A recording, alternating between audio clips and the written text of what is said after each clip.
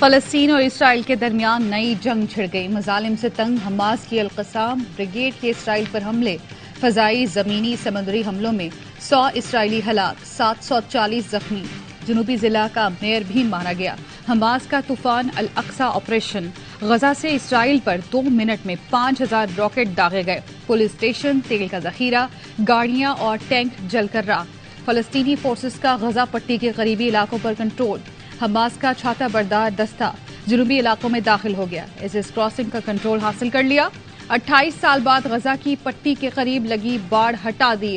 اچانک حملے سے خوفزدہ اسرائیلی فوجی اپنے اڈے چھوڑ کر بھاگ گئے. تل ابیب سمیت مختلف علاقوں میں جنگی سائرن بجتے رہے.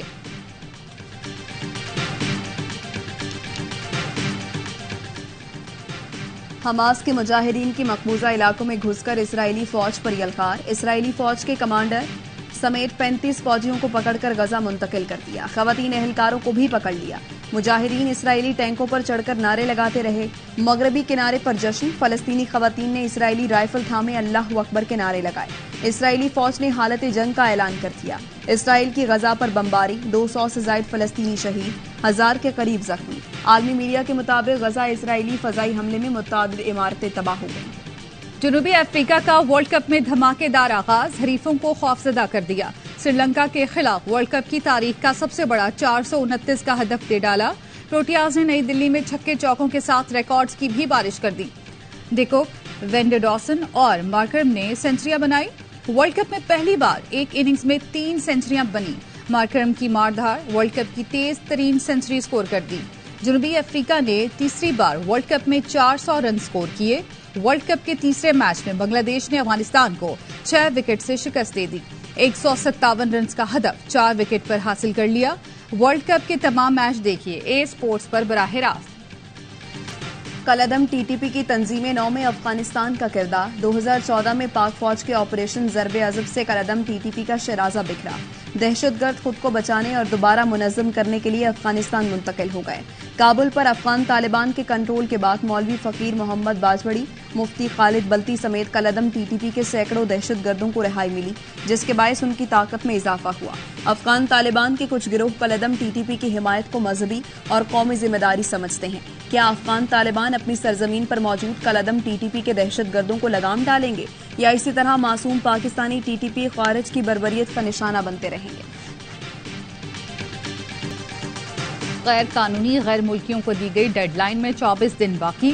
چمن بارڈر سے افغان خاندانوں کی واپسی کا سلسلہ جاری. سیکیورٹی فورسز اور ایف آئی اے حکام کی کڑی نگرانی. کوئٹہ میں پولیس نے غیر قانونی مقیم 22 افغان باشندوں کو گرفتار کر لیا. پولیس کا کہنا ہے مختلف تھانوں میں 24,000 افغان مہاجرین کا ڈیٹا اکٹھا کیا گیا. اب تک 116 افغان مہاجرین کو گرفتار کیا جا چکا.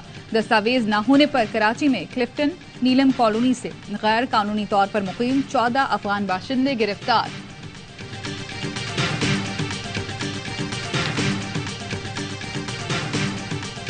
مولانا فضل الرحمان افغان مہاجرین کو واپس بھیجنے کے مخالف. کہا ایک مہمان کو گھر میں رکھا اور پھر اس کو لات مار کر گھر سے نکال دیا تو کیا ہوگا.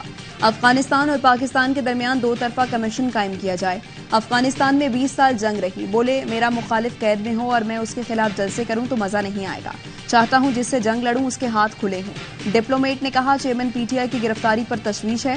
میں نے کہا 3 بار وزیر اعظم رہنے والا سی کلاس میں تھا، اس پر بھی تشویش ہونی چاہیے تھی.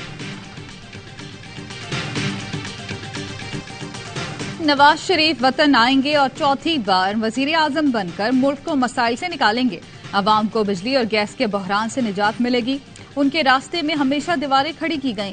مسلم لیگ نون کے رہنما خواجہ آصف کہتے ہیں نواز شریف کے دور میں ملک میں خوشحالی آئی، کرپشن کا انڈیکس نیچے گیا.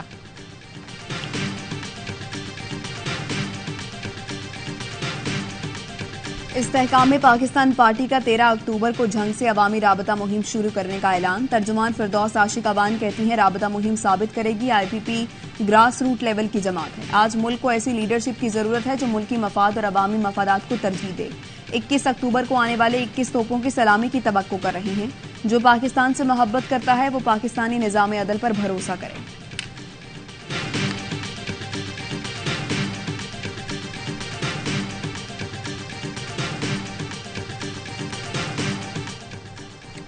اور پاک بحریہ کی کمان تبدیل، ایڈمرل نوید اشرف نے پاک بحریہ کے سربراہ کی حیثیت سے کمان سنبھال لی۔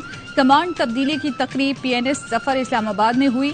سبکدوش نیول چیف ایڈمرل امجد نیازی کو گارڈ آف آنر پیش کیا گیا۔